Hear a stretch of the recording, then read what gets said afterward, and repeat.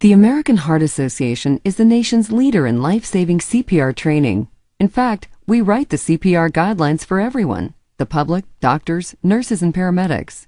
This year, we've made a few changes so that it's much easier for anyone to save a life using CPR. Let's take a quick review of the new CPR process and when to use it. When someone's heart stops beating, it's called cardiac arrest. CPR is needed right away when this happens. Cardiac arrest victims will die if they don't get help fast. When cardiac arrest strikes, the victim typically collapses, stops breathing, or stops breathing normally and can't respond. Sir. If the victim does not respond, and the victim is not breathing or not breathing normally, yell for someone to call 911 and have them get an AED. An AED is a portable electronic device that helps the heart return to its normal rhythm. If you're alone, call 911 and get the AED yourself.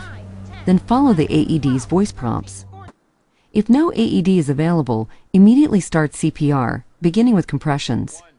Doing CPR is not hard. Anyone can do it. And now the American Heart Association is making CPR easier than ever. We used to tell people that the proper steps for CPR are airway, breathing, compressions, or ABC. But we've changed that order, so the compressions come first. It's now compressions, airway, breathing, or CAB. This new order makes it easier because anybody can start out with compressions, even with no CPR training. Just push hard and fast on the center of the chest. If you haven't been trained, keep pushing until help arrives. When you give compressions, make sure you push the chest down at least 2 inches and allow a little time for the chest to come back up. Push as hard and fast as you can. The perfect rate for compressions is at least 100 per minute. That's the same speed as the beat of the song Stayin' Alive, so try to keep that tune in your head if it helps. If you've been trained in CPR, push on the chest 30 times, then open the airway by tilting the head back and lifting the chin. This helps air reach the lungs.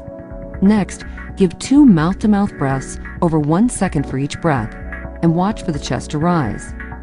Continue the CAB cycle until help or an AED arrives. Use the same CAB cycle for adults, children, and infants. This is just a quick overview.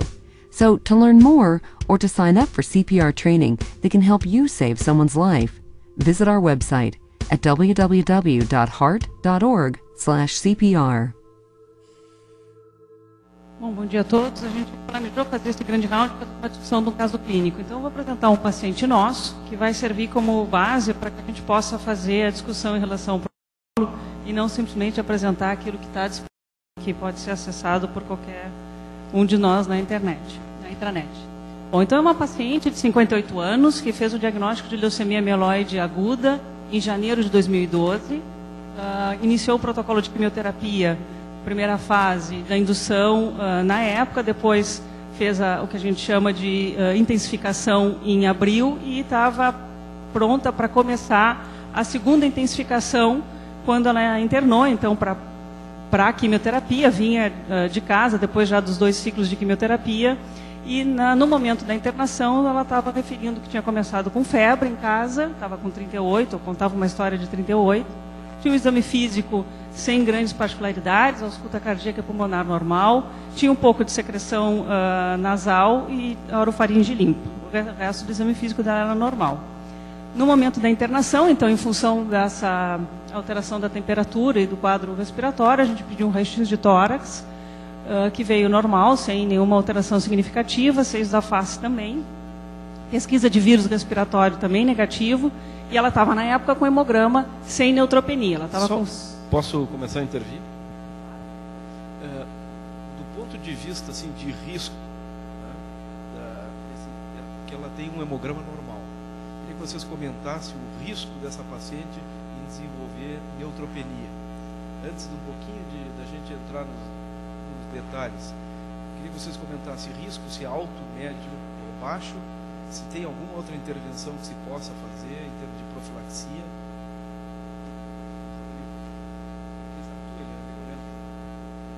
Então, resumindo, para calcular esse risco, é uma paciente que vem da comunidade com febre, é uma imunossuprimida porque ela vem fazendo o ciclo de quimioterapia, mas não está neutropênica, e só vai ficar neutropênica quando começar a quimioterapia, que ela precisa fazer em função da continuidade do tratamento dela.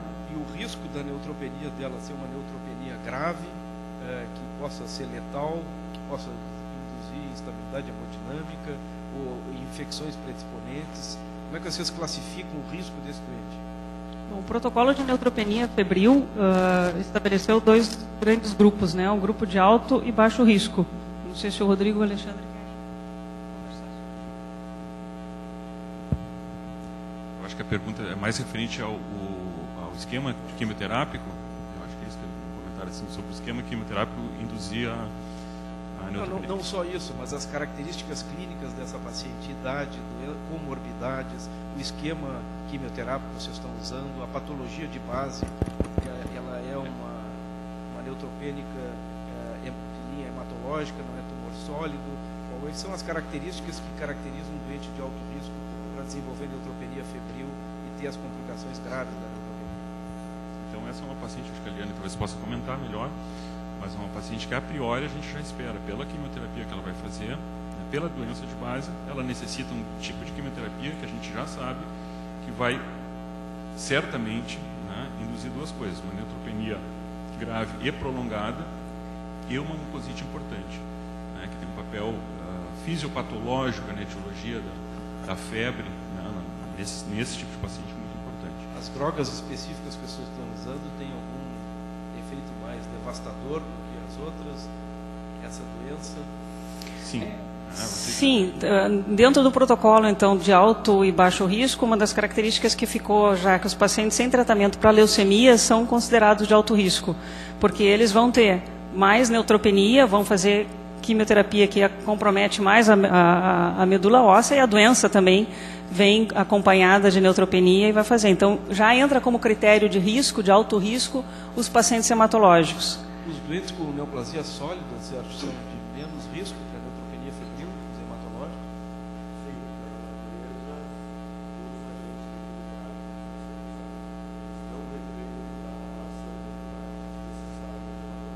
Então, aqui a gente já pode ter um raciocínio clínico assim, que enviesa para um nível de paciente mais grave. É isso? Muito bem. Rodrigo, quer colocar?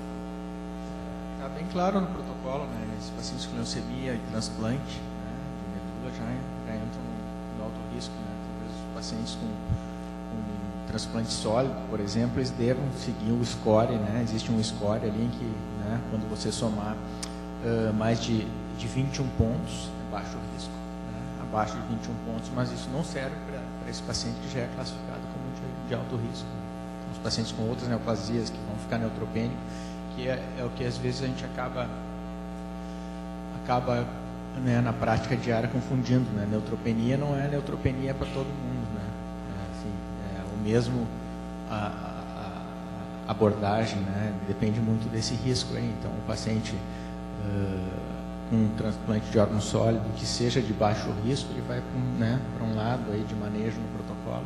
Então, não só porque o paciente está com um neutrófilo abaixo de 500, é que ele tem que seguir aquela conduta que é mais ou menos frequente aí no hospital, de uso de antibiótico, endovenoso, internação, enfim, a gente tem que classificar esse score de risco mesmo. O fato dele ser de alto risco determina alguma profilaxia?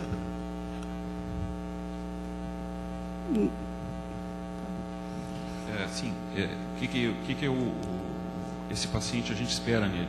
Tá? Esse paciente de alto risco, ele vai fazer 2 coisas, que a gente comentou, a neutropenia prolongada, tá? E uma mucosite grave. A neutropenia grave, né? Provavelmente abaixo de 100, que a gente também espera nele, associado a uma mucosite grave, mesmo que, uma mucosite importante, melhor dizendo, mesmo que não grave pelos critérios clínicos de classificação de mucosite, né, que ele não preenche, a gente já espera que ele vai fazer uma mucosite importante. Isso predispõe ele à translocação, né, de agentes patológicos do trato gastrointestinal. Quais são esses agentes? Né? São, na verdade, a microbiota residente do próprio paciente. Tá? Então, nós vamos esperar Streptococcus, é importante, tá? Enterobactéria. Claro que vai mudar o perfil de resistência conforme a internação do paciente, uso breve de antimicrobianos, não é? Mas em geral é isso aí. Então é microbiota entérica e alguma coisa da pele também, né? Como é que tu examina um paciente neutropênico, o candidato, digamos que ele está se encaminhando para a neutropenia? Como é que tu faz o exame físico? Quais são os detalhes, os fatores importantes do exame clínico?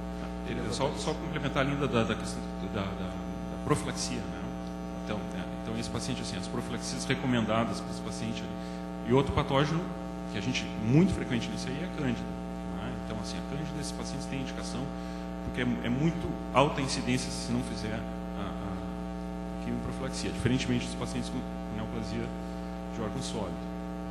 Então, é altamente frequente a recidiva, né? A recidiva de infecções por herpes vírus, tanto herpes simples quanto varicela, então também está recomendado o aciclovir. Então, o que tu usarias nesse caso? Nesse caso, é o fluconazol, né? E aí 200 a 400 miligramas por dia, e o aciclovir, né? Existem situações específicas aí, transplantes de órgãos, de transplantes de células-tronco, né? Como o Bactrim, vai entrar algumas outras profilaxias, assim, que não necessariamente são aplicadas para todos os pacientes. Então, essas seriam as duas drogas para iniciar, profiláticas. É isso? Vamos lá. Bom, então a paciente internou antes de começar a quimioterapia com quadro respiratório de febre. A gente não pode começar o esquema de quimioterápico dela já em vigência de febre. Então, se optou, como a suspeita era de infecção de via aérea, assim, optou por iniciar com azitromicina. Ela evoluiu bem, melhorou da febre. No dia 21, ela colocou, então, uns dias depois, ela colocou um catéter venoso para poder receber o esquema de altas doses de citarabina. E iniciou a quimioterapia, então, a segunda intensificação com altas doses de citarabina no dia 23 de maio. Nesse momento, ela começou, eu não coloquei aqui, mas ela começou com as profilaxias com fluconazol, aciclovir e Bactrim, que a gente costuma utilizar durante todo o tratamento, o Bactrim 3 vezes por semana. 7 dias depois, ela estava evoluindo clinicamente bem, mas as contagens do hemograma dela já começaram a cair. Ela já estava, então, com 1.000 leucócitos e 590 neutrófilos. Nesse momento, ela ainda estava clinicamente bem. Só queria que o Rodrigo comentasse aqui questões assim, relacionadas a culturais, hemoculturas, quantas se pede, por quantos dias, e como é que se faz o workup desses doentes em relação ao estadiamento de focos possíveis da etiologia da infecção, exame clínico. Pode comentar aí. Com relação às hemoculturas, bom, tem no protocolo ele fala das avaliação inicial, né, o raio-x, o exame físico, o exame clínico, né, se a apresentação do doente aponta para um foco, enfim, investigar, mas não é uma recomendação para todos, por exemplo, coletar uma urocultura, a não ser que o paciente apresente algum sintoma urinário, né? Então, a avaliação inicial se fazia muito de hemocultura mesmo, né? E o protocolo de coleta de hemocultura no hospital já é antigo, mas atual, né? As recomendações são vigentes.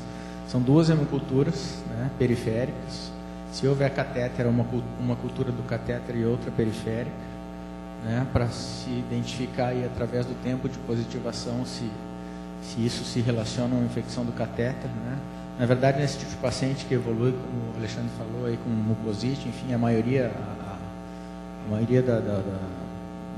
do foco de infecções, né, na grande parte deles, né, claro que tem um paciente que já está com catéter, o catéter também é um risco, mas é o trato gastrointestinal por translocação bacteriana, então, eventualmente, se o paciente tiver uma bacteremia, né, esse é muito provavelmente o foco num paciente que tem um comprometimento de mucosa. Enfim, então são 2 hemoculturas periféricas, né? Ou se o paciente tiver catéter, uma cultura do catéter e uma periférica. E se o paciente tiver um catéter com mais de 13 vias, que se colete dessas 3 vias, que isso melhora a sensibilidade do teste. O paciente sem sintoma, faz raio-x de tórax, colhe urocultura, enfim, outros culturais, sem sintoma. O protocolo recomenda uma avaliação inicial ou raio-x de tórax, né? Mas a urocultura somente se ele tiver sintomas urinários. Né? O raio-x, a avaliação inicial e uma hemocultura no neutropênico, sim. Então, como é que se faz o exame clínico do paciente neutropênico. Nós temos muitos alunos aqui. Como é que tu faz o exame físico, o exame clínico desse doente? A princípio, né, a abordagem geral, global, é bastante semelhante. A diferença do paciente neutropênico é que a gente não precisa necessariamente encontrar aqueles achados, não vai encontrar muito provavelmente, vai encontrar os achados floridos no processo inflamatório. Então a gente começa, né? A cavidade oral é muito importante, né? Busca de foco séptico, glutênio séptico, gengivite, né? O exame pulmonar, isso tudo segue mais ou menos os mesmos padrões. O que é importante? Cavidade oral, uma atenção maior. Pele, tem que olhar esses pacientes com muita atenção. Tá? A pele, às vezes, assim, uma pequena lesão de pele, uma pequena alteração, a gente deve valorizar, diferentemente de um paciente não neutropênico.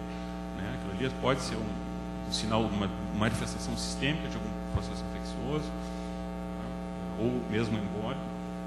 Tá? E pelínica.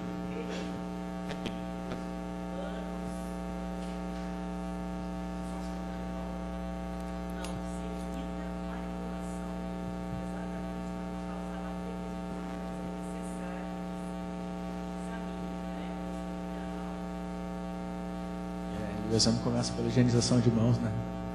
Só para lembrar, é mais importante nesse tipo de paciente. Eles estão numa ala específica do hospital hoje, então é para todos, mas para esse com maior cuidado. Não atender o paciente com sintoma, né? Vir para o hospital gripado, enfim. Então, a gente tem que ter atenção para isso também.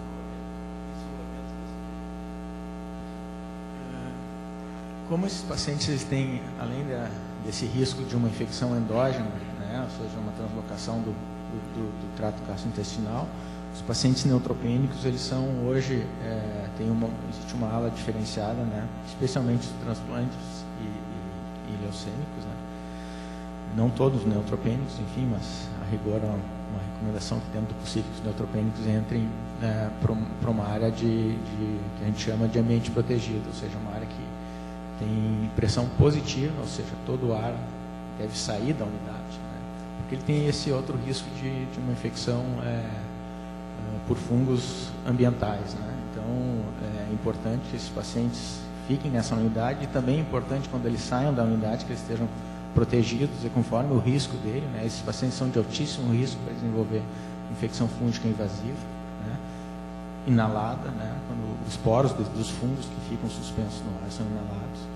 Enfim, então eles ficam numa área que deve ter pressão positiva, fluxo laminar. A nossa área não tem fluxo laminar, mas tem pressão positiva. Então já é um avanço aí. Filtro EPA, né? Um filtro que filtra essas partículas aí. Então vai para esse isolamento? Em todo, mas o de maior risco, né? Então, como eu falei, um HIV neutropênico, por exemplo, ele não vai, ele não é o de maior risco, de altíssimo risco para fazer uma infecção fúngica invasiva.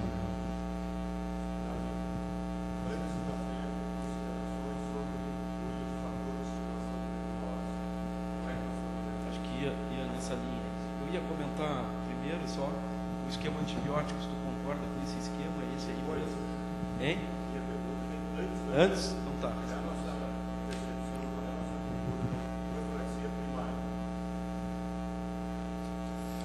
Bom, nos pacientes hematológicos, a gente não tem utilizado de rotina os fatores de crescimento. O que se viu é que eles melhoram em um ou 2 dias o tempo de recuperação hematológica sem trazer um benefício em termos de diminuir o número de infecção e diminuir a mortalidade.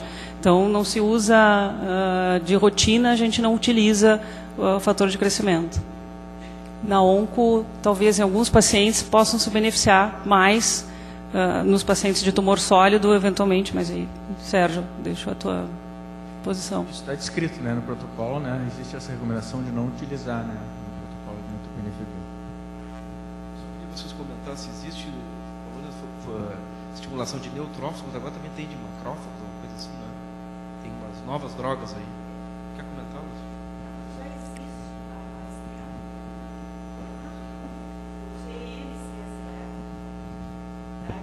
Mas o grande questão é que nas neoplasias hematológicas a gente evita usar fator de crescimento, sobretudo naquelas de origem mieloide, porque existe sempre a possibilidade de você estimular o clone leucêmico. Então, esses pacientes, a maioria, a gente realmente, raramente, no contexto de uma LMA, que é o tratamento mais pesado, se utiliza fator de crescimento por causa disso. A rotina da OPA é seguir as determinações do hospital, e é não usar. A ciência nos diz algumas recomendações um pouco diferentes. O que a gente sabe é uma população de pacientes cuja neutropenia é breve, pelo esquema que já foi utilizado, ela é de curta duração, é mais ou menos previsível ter 13, 14 dias. Se a gente usar aqueles pacientes que têm uma estimativa de neutropenia de mais de 20%, baseado no paciente protegido, o input da neutropenia diminui as infecções, não tem efeito imaterial. Mais de 20% do quê? Todas as instituições mundiais recomendam que, se o regime terapêutico a ser usado vai gerar estimativamente 20% de chance de neutropenia inferior, esses pacientes são recomendados usar profilaxia primária. Claro que é um exagero isso, mas nós conseguimos identificar frágil no regime terapêutico, onde nós gostaríamos de usar profilaxia primária, e se usa, nós estamos usando isso porque Então, na linha hematológica, não, exceto nessa situação de nós temos situações muito claras onde a gente deveria usar. neutropenia prolongada e risco maior de 20%. Risco de 20% ou mais de neutropenia. Quer comentar? Sobretudo quando você começa a esbarrar com o problema de redução de dose ou adiar, se preconiza o uso de fatores de crescimento, porque o segredo do tratamento é não adiar. Então, voltando, são coisas específicas de cada doença e do paciente. Alguma pergunta a mais? Posso fazer um comentário breve sobre isso? Não, na verdade, é exatamente o que o professor Sérgio colocou, né? Não existe, na verdade, uma recomendação, né, formal, recomendação usar em todos os pacientes fator de estimulação de granulócitos, né? Basicamente por esse motivo, né? Tem vários estudos mostrando que diminui o tempo de neutropenia, diminui o número de infecções sem mortalidade. Agora, é uma coisa realmente a se revisar, assim, qual é o objetivo que a gente vai querer com aquela terapia. Realmente, provavelmente, até agora, eu não tenho uma evidência de que aquela terapia vai diminuir mortalidade. Bom, eu quero um endpoint que seja, eu quero para minha instituição um número menor de infecções. Isso é uma coisa para se discutir. Quem é o subgrupo de pacientes que mais se beneficia disso? Né? Já que nós não vamos colocar isso como uma política geral. Realmente, a recomendação também, pelo menos a norte-americana e em neutropenia, é não indicar. Agora, certamente, provavelmente vai ter subgrupos que vão se beneficiar, ao menos do risco de infecções. Só queria que o Rodrigo comentasse o esquema antibiótico e, nesse caso específico, considerando que ela tinha infecção de via aérea, se faria profilaxia também para vírus respiratório.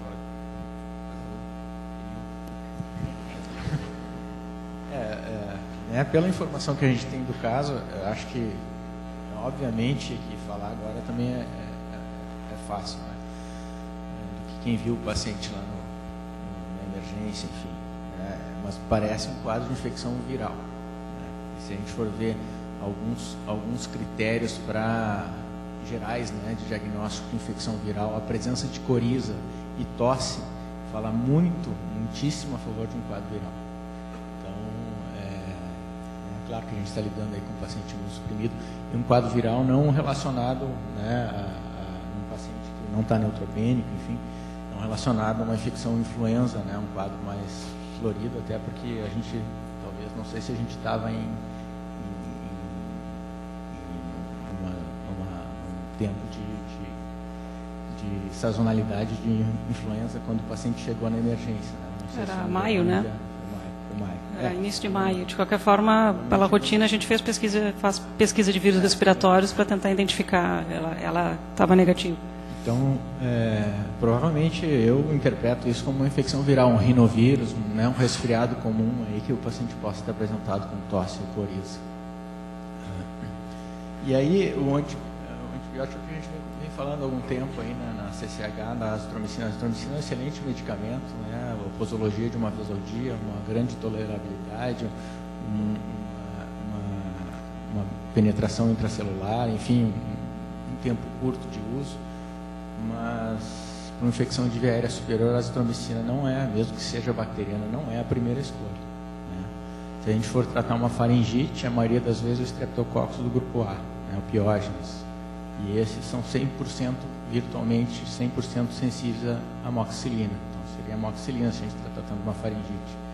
Se a gente está tratando de uma sinusite aguda, que não parece ser o caso depois, né, acho que os exames não demonstraram isso, é a amoxicilina mais clavulanato a recomendação. Então, não é a primeira recomendação a azitromicina, a não ser que o paciente seja resistente a penicilina, alérgico à penicilina, né? Aí poderia se usar a azitromicina. A gente tem 19% a 20% de resistência dos estreptococcus, né, à azitromicina. Então a azitromicina aí para as infecções de vias aéreas superiores eu acho que não é a melhor opção. Eu não daria nada. Eu acompanharia esse paciente e nem antiviral. Eu acho que esse paciente no estágio que ele estava, ele poderia ser acompanhado.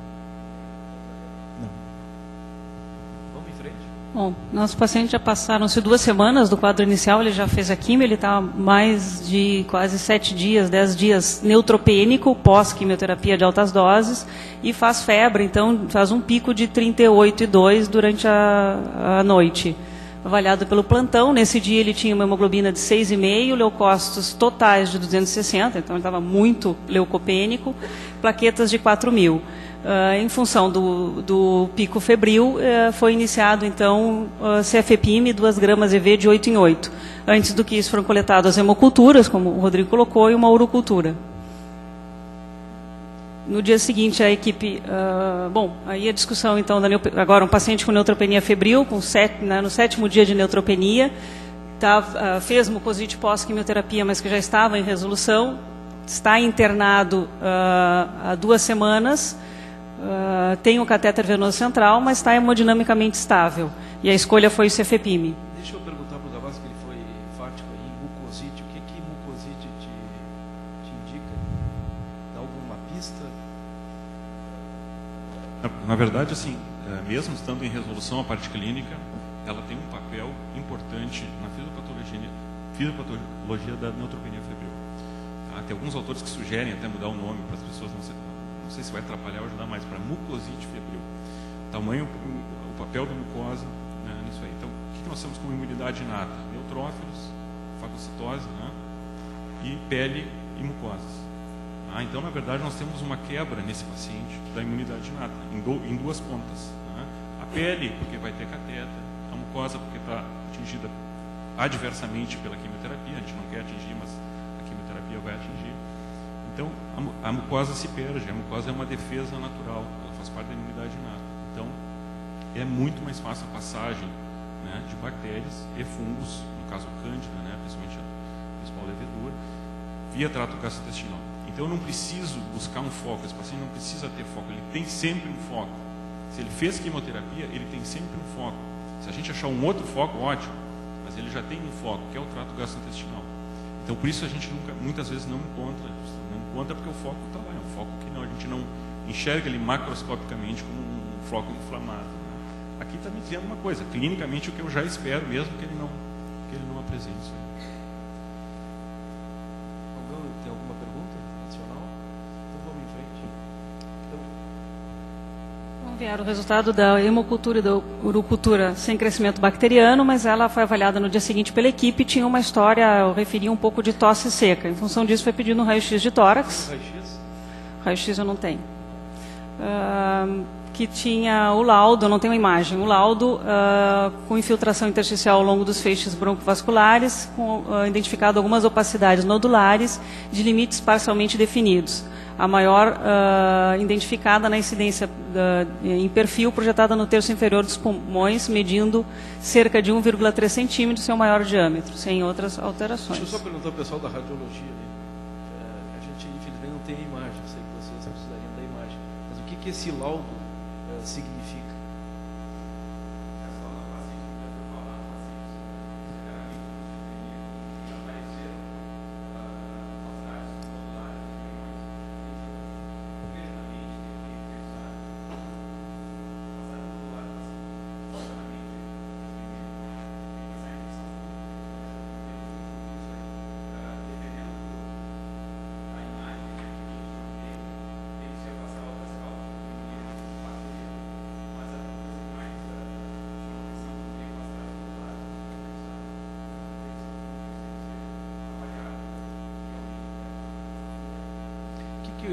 tem uma recomendação, não lembro bem onde é que eu li, que no paciente de alto risco, e a gente, inclusive, se no assintomático, sintomático não tem dúvida, mas no assintomático, se suprimiria o raio-x de tórax e iria direto para tomo de tórax. O que tu acha?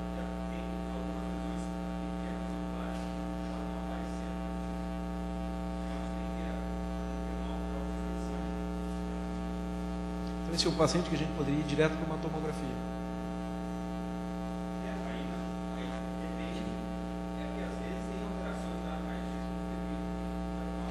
Neste caso teve, mas se não tiver, ou se tu eventualmente nesse... É que nesse caso, desculpa a interrupção, né? Particularmente nesse caso aqui, ele tinha sintomas respiratórios. Então, assim, independente da imagem do raio-x, né, se viesse, e aqui é um caso atípico, na verdade, mas vale para o atípico a gente aprender, né, no atípico. A gente não espera isso aqui. Né? Mesmo com sintomas respiratórios, Desculpa, não ouvi. a gente não espera um raio-x de tórax tão florido num paciente neutropênico. Né? Então, assim, se é um paciente que tem sintomas respiratórios, um raio-x ele vai te dar um guia, mas assim, tu vai ter que esclarecer melhor o que são as alterações com tomo, e se viesse negativo e sintomas, né, teria que fazer a tomo igual. Então, aqui a gente necessariamente... Poderia ir direto para tomo. Isso. O que poderia, assim, ele eventualmente está no 7º dia, né, ele poderia ter ido também direto para tomo, mesmo sem sintomas, se tivesse mais adiante. Como ele está na primeira troca ainda, né, no primeiro esquema, tá? Se ele não tivesse sintomas respiratórios, a gente não precisaria nem pedir nem tomo nem raio-x. Talvez num segundo momento, aí sim, quando tivesse maior risco, porque ele está no limite, né, a partir do 10º, 14º dia, aí sim, necessariamente, a gente vai ter que fazer, independente de sintomas clínicos, a tomografia, né, que é muito mais sensível. Você tem a tomo?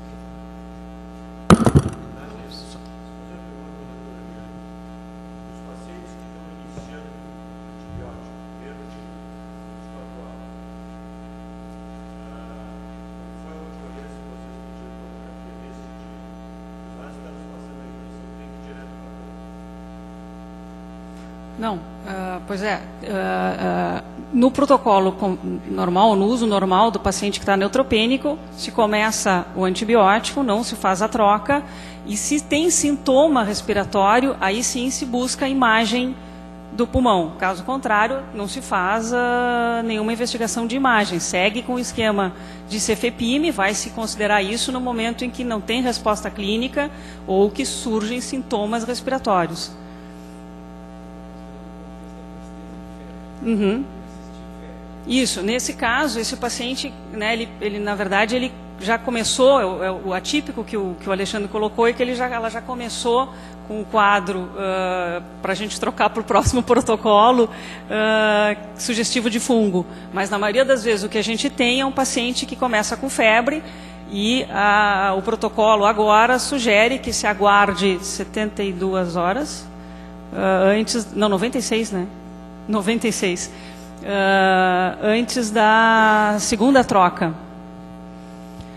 Só queria voltar antes e comentar o início do antibiótico, né? Obviamente a gente não tem o diagnóstico ainda desse paciente, o paciente já começou com antibiótico, então esse é um paciente grave, né? Então a gente não pode atrasar o início do tratamento, né? Vocês viram que o paciente começou com Cefepime, né? E essa é a droga de escolha para começar para o paciente neutropênico febril aqui no hospital, né? Vocês devem lembrar, há algum tempo saiu uma meta-análise aí que mostrava que havia maior mortalidade com o uso de Cefepime. Isso mudou, né? Uma meta-análise maior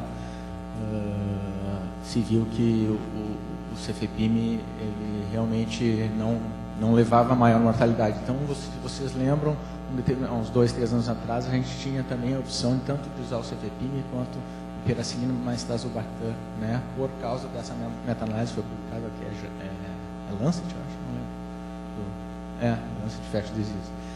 Mas isso depois, né, se mostrou que não era de alguns problemas, enfim, se adicionou mais estudos numa segunda meta-análise e que se demonstrou que o Cefepime realmente era efetivo. Então, o Cefepime, como vocês viram ali, em doses altas, é a nossa primeira recomendação para neutropenia febril.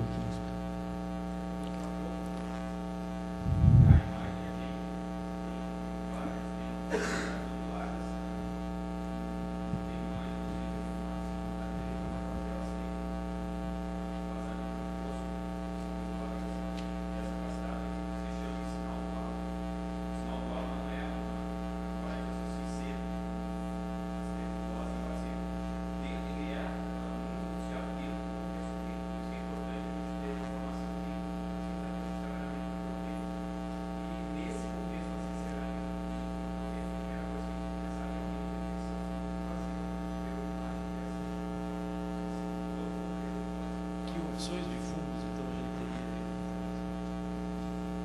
É importante salientar isso aí, né? A epidemiologia, então, o paciente neutropênico, se é um tabagista aqui, pesado, que vem da comunidade, um DPAC, acha isso aí provavelmente vão pensar numa neoplasia primeiro, alguma coisa desse tipo. Né? Mas nesse paciente isso é uma infecção fúngica invasiva, até prove o contrário.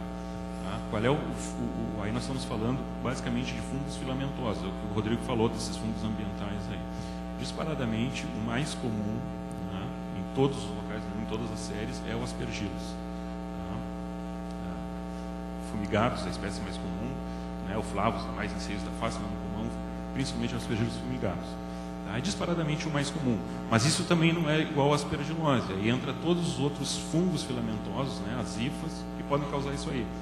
Tá? E aí entra normalmente o segundo agente mais comum é o fusário, tá? Que vai ter um tratamento parecido com o aspergillus. Tá? E entra outras hialoefumicoses, menos comum, né, fungos que tem a parede hialina. Tá? Entram as aí tudo bem menos comum, as felefumicoses, que são os fungos filamentosos com a parede com melanina. E um diagnóstico importante, tá, que vai nos modificar, vamos dizer assim, eventualmente a conduta, são as mucormicoses, né, que são então hifas largas. O Valério está aí, né, o laboratório pode dar uma ideia, não, isso aqui é uma mucormicose ou é outro é um fungo filamentoso hialino ou preto. Isso a gente já pode ter num exame, eventualmente num exame direto, mas o mucor, então, é uma outra entidade que tem que ser diferenciado, porque ele é intrinsecamente resistente aos azólicos, com exceção do que a gente ainda não tem no Brasil. Rosane, como é que a gente investiga esse doente? Como é que vocês fazem lá na Hemato? Eu queria 2 comentários, um sobre isso e a outra sobre a dosagem de antígenos para fungo seriada, galactomanana e outras coisas que vocês querem. Na investigação dos neutropênicos, quando não era exatamente o caso dessa paciente, porque ela a X já nos reportou uma imagem que sugeria, a gente foi já diretamente para tomo, mas certamente no dia da tomo já pedimos a galactomanana, que a gente pede sempre na rotina, e pedimos nos casos de neutropenia prolongada quando falha a resposta ao esquema de antibiótico. E entendo uma imagem dessa na tomo, embora esteja correndo a galactomanana, a gente chama a pneumo para fazer uma fibro, para a gente tentar coletar o material e identificar o agente etiológico. Isso para a gente é muito importante até para a questão do tratamento.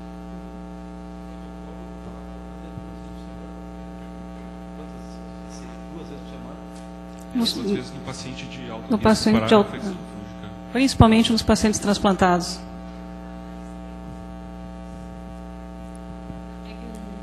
Alessandra, eu sou da Hemato, do transplante específico.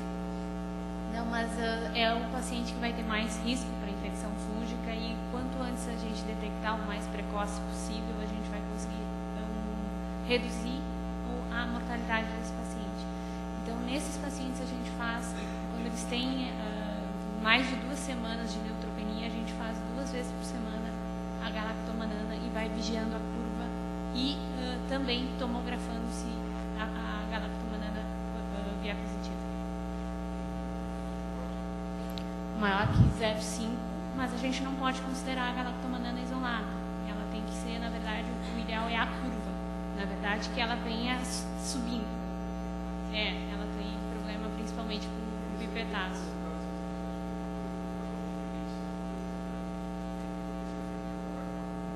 Acho que quem pode comentar bem isso é o Tomás.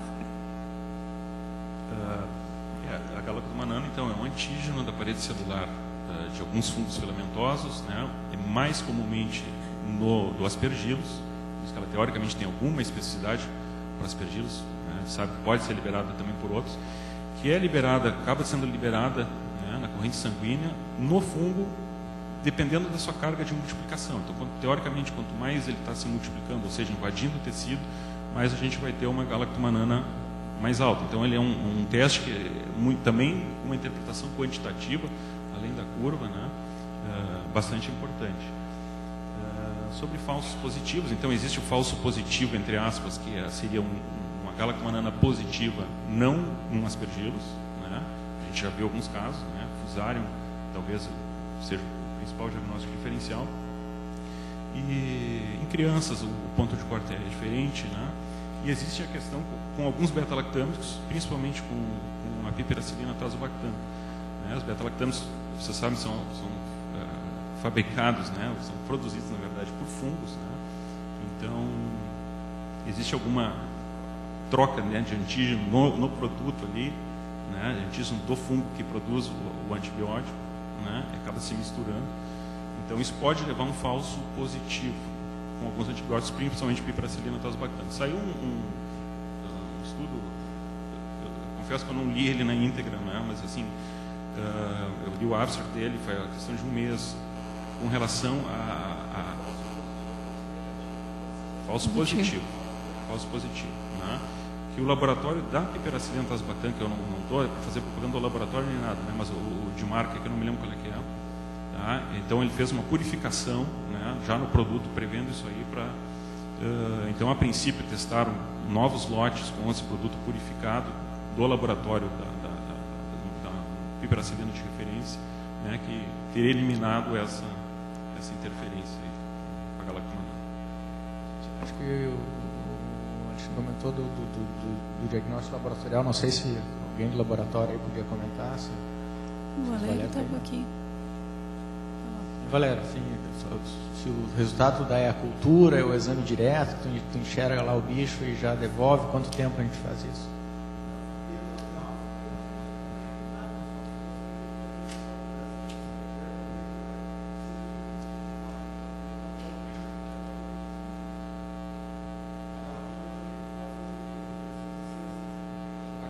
A galactomanana no lavado broncoalveolar e no sangue periférico é igual ou...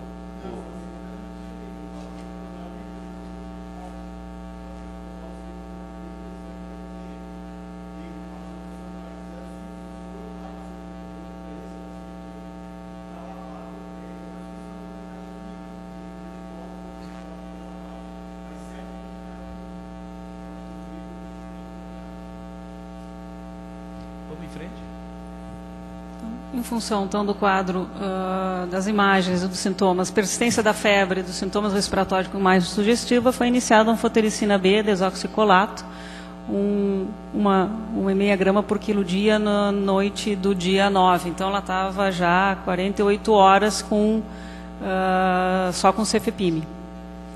Tinha um antígeno galactomanana sérico 019, que era negativo, fez a fibrobronco no dia 13, as pesquisas todas vieram negativas, a galactomanana veio de 0,5 o resultado, mas como o Valério colocou, isso é considerado como negativo. E a paciente evoluiu com melhora clínica, então após 3 dias de antifúngico, a curva, foi o último pico febril dela, a curva térmica se normalizou. Pode comentar o antifúngico?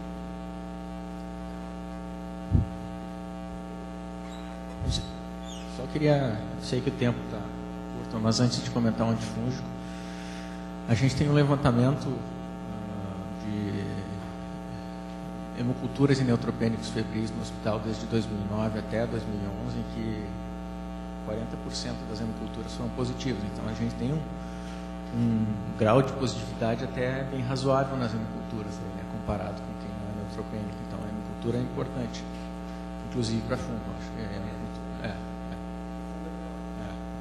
mas nesses achados aí incluiu a infecção fúngica.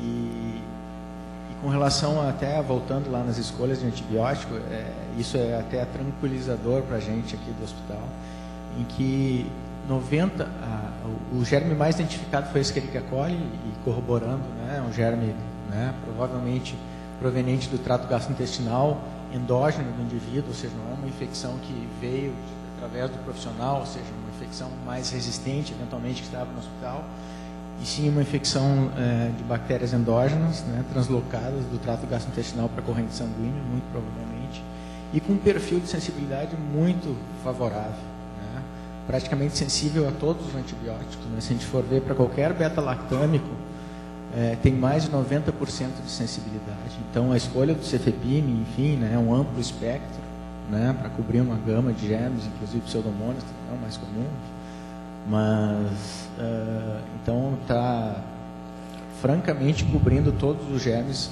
ainda da epidemiologia do nosso hospital. Rodrigo, aproveitando um pouquinho esse resultado, eu queria que tu falasse um pouquinho sobre a introdução da vancomicina, que ela no passado tinha uma introdução muito precoce no protocolo e que agora se mudou um pouco isso.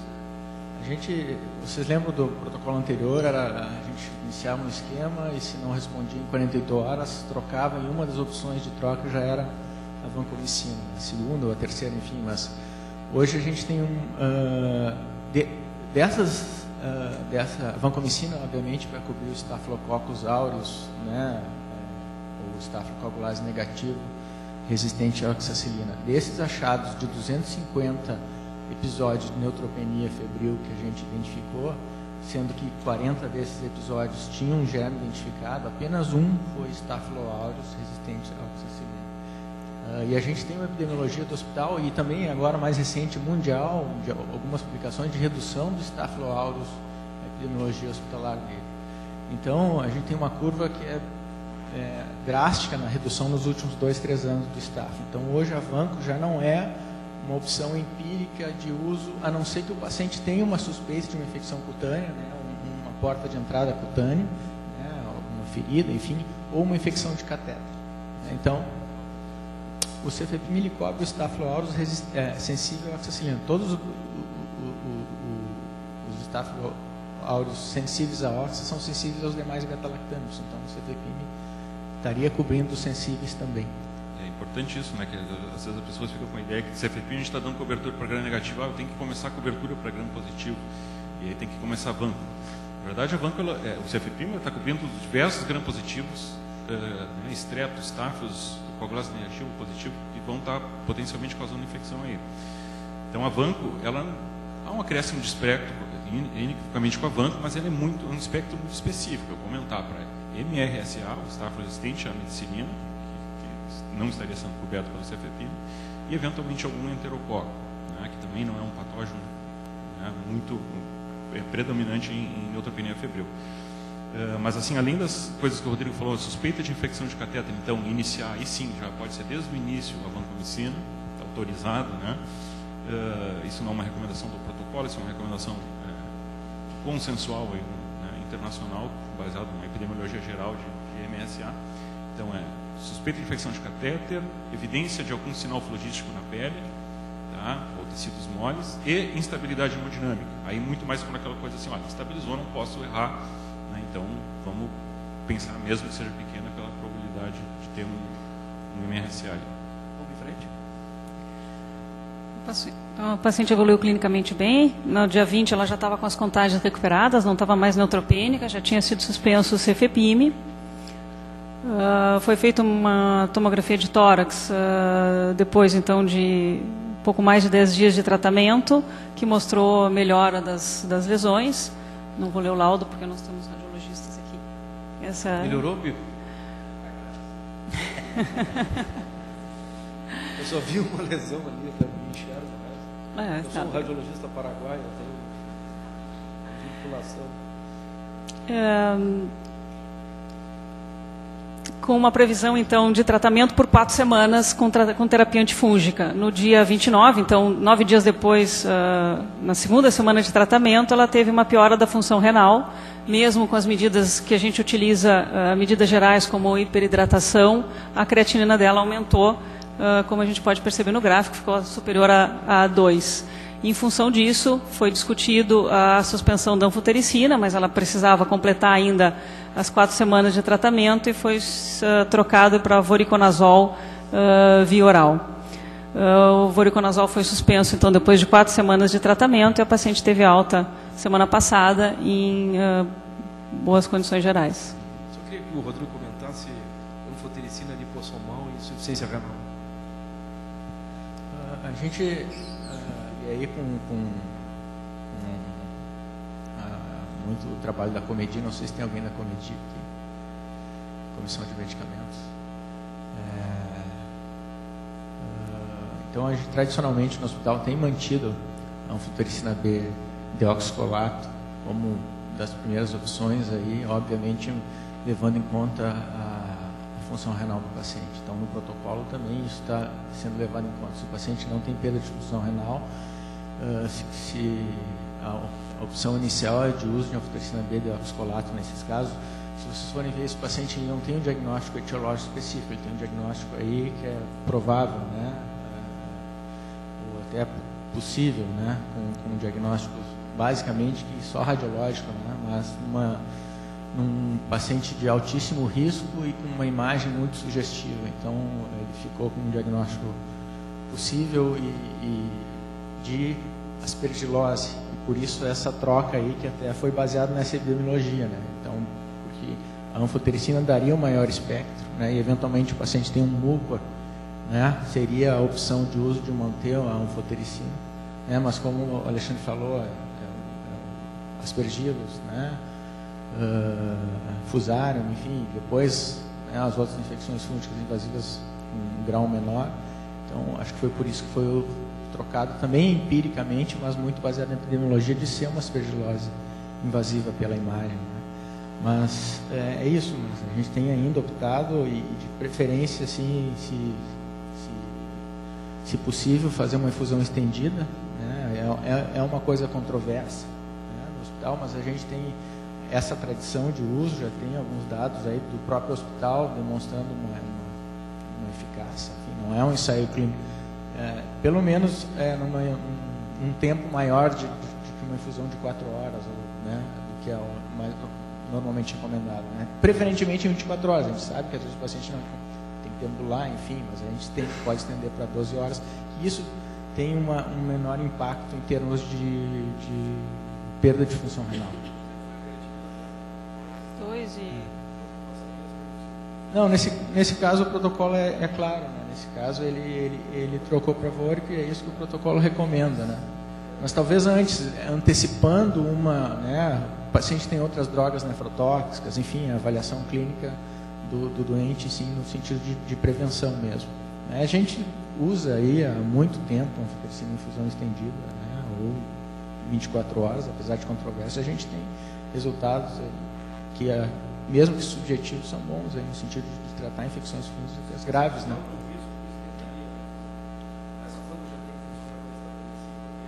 Não, isso está bem claro, passaria para...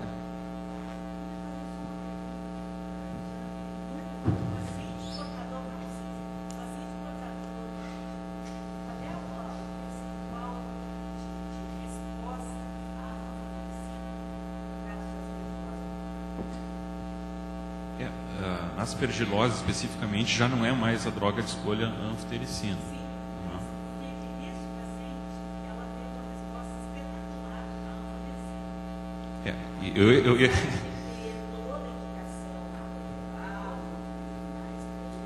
A rigor, na verdade, essa paciente aqui também, ela, de novo, ela entra um caminho um pouquinho diverso do que é o que o protocolo está recomendando, na verdade, porque essa paciente deveria ter ficado com anfotericina. Né? Na verdade, assim, o paciente com neutropenia, com infecção fúngica, a infecção fúngica a gente classifica basicamente de 3 formas: provada, provável ou possível. Ela aqui é uma infecção fúngica possível, porque ela tem o critério do hospedeiro, suscetível, ela tem um critério clínico radiológico, positivo, ela não tem um critério microbiológico. Né? Quando a gente tem um critério microbiológico, uma evidência de infecção por fungo filamentoso num sítio não invasivo, ela passa a ser provável. Se o aspirado viesse com hifas e alinas, ela seria uma hialoifumicose provável. Tá? E provada quando é de biópsia, ou sítio estéril. Tá? Também é provável quando tem um galactomanano positivo, mas ela é possível, ou seja, todo aquele nosso espectro de possibilidades etiológicas continuam valendo. Tá? Eu acho que aqui o raciocínio foi, é uma paciente que respondeu muito rápido à anfotericina, ótimo. Tá? Então, assim, a gente pode eventualmente passar por uma droga de menor espectro, que é o voriconazol, né, por ser o aspergillus, muito provavelmente o agente, por uma questão estatística epidemiológica, né, é o mais frequente. Né, vamos reduzir o espectro e talvez, né, não usar uma droga de maior custo.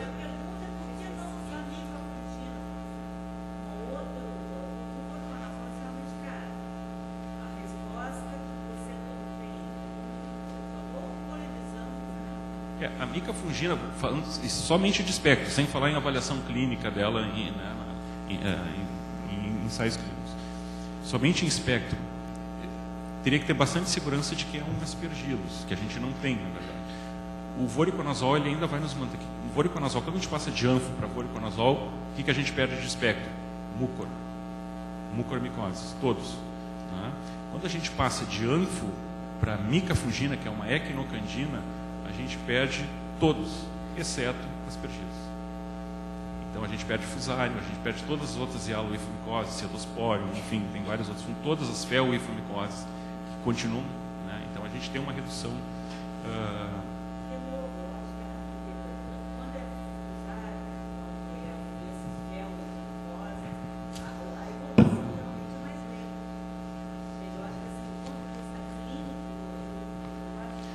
Eu acho que aí, caso a caso, talvez possa se considerar, tendo a segurança dessa resposta rápida, né? Começa com uma droga que vai mais específica, um espectro mais reduzido. Bom, pessoal, nós estamos em cima da hora. A ideia era trazer a discussão os dois protocolos. Se alguém quiser fazer alguma pergunta adicional, senão a gente apenas gostaria de mostrar como é que se acessa o protocolo. Então, no módulo AGH, na prescrição, a gente tem que entrar na prescrição do paciente, né, e aí embaixo está protocolo. E aí, clicando no protocolo, abre o menu de opções, aí basta buscar neutropenia febril ou infecções fúngicas, e aí vai abrir o protocolo com todo o fluxo de tratamento, dos exames, as exceções, as trocas, tudo isso. Para todo mundo acessar agora e dar uma olhada, então, e está com o protocolo disponível. Atualizado. Está novo, está ali, ó, o protocolo novo. Até a próxima quarta. Obrigado a todos.